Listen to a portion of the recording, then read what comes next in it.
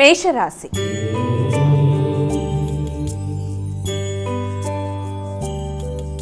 అమ్మ, ముందుగా మొదటి రాశి అయినటువంటి మేషరాశి వారికి రాశిఫలాలు ఎలా ఉన్నాయి ఈరోజు? మేషరాశి వాళ్ళ విషయాన్ని తీసుకున్నట్లయితే మేషరాశి వాళ్ళకి సంఘంలో గుర్తింపు గౌరవం కోసం అధికంగా తాపత్రయపడతారు. అలాగే దాంతోపాటుగా ముఖ్యమైన విషయాలలో వ్యక్తులతో ఆత్మవిశ్వాసం తగ్గకుండా, ఘర్షణ రాకుండా ఉన్నత స్థాయి వ్యక్తులతో అనుకూలంగా ఉండే విధంగా ప్రయత్నాలు చేస్తూ ముందుకు వెళ్ళి అనుకున్న పనులు అనుకున్న సమయంలో పూర్తి చేసుకునే నేపథ్యంలో ఎక్కువ శాతం కృషి, శ్రమ అనేవి అధికంగా ఉండే అవకాశం ఉంది. మీ మీద మీరు ఆత్మవిశ్వాసం తగ్గకుండా జాగ్రత్త వహిస్తూ ముందుకు వెళ్ళాలి. భాగస్వామి వ్యవహారాల్లో కూడా వీలైనంత జాగ్రత్తగా ఉండాలి. పెట్టుబడులు పెట్టేటప్పుడు ఆచితూచి వ్యవహరించాలి. వీలైనంత వరకు అలాంటి వాటికి దూరంగా ఉండడం చాలా వరకు మంచిది. వృషభ రాశి.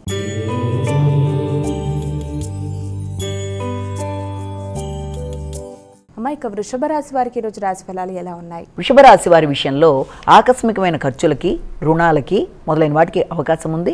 అలాగే వ్యక్తుల మీద విజయాన్ని సాధించడానికి అధిక శాతం కృషి చేస్తారు. శ్రమతో అనుకున్న పనులు సాధిస్తారు. అనుకున్న సమయంలో అనుకున్న పనులు నిర్వర్తించడానికి మీ తెలివితేటలన్నీ, సమయస్ఫూర్తిని ఉపయోగిస్తూ ముందుకు వెళ్ళడానికి ప్రయత్నం చేస్తారు.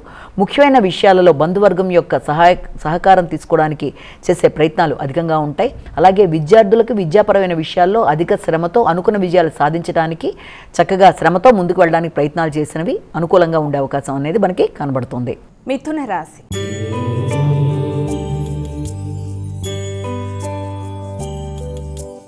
ఇక తదుపరి రాశి అయినటువంటి మిథున రాశి వారికి ఈరోజు రాశి ఫలాలు ఎలా ఉన్నాయి? మిథున రాశి వారికి ఆలోచనలు చాలా వరకు ప్రశాంతతని తగ్గించే విధమైన ఆలోచనలు రావడం వల్ల, వచ్చిన ఆలోచనలలో మీకు ధైర్యం అనేది కొంతవరకు తగ్గడం వల్ల హృదయాందోళనని అధిగమించే ప్రయత్నాలు లాంటివి ఖచ్చితంగా చేసుకుంటూ ముందుకు వెళ్ళాలి. సంతానపరమైన విషయాల్లో, ఆర్థిక సంబంధమైన అంశాలలో ఎక్కువ శాతం మీకు ఆలోచనలలో సమగ్రత అనేది లేకపోవడం వల్ల కొంత మీకు కన్ఫ్యూజన్ అనేది ఏర్పడే అవకాశం లాంటిది ఉంది.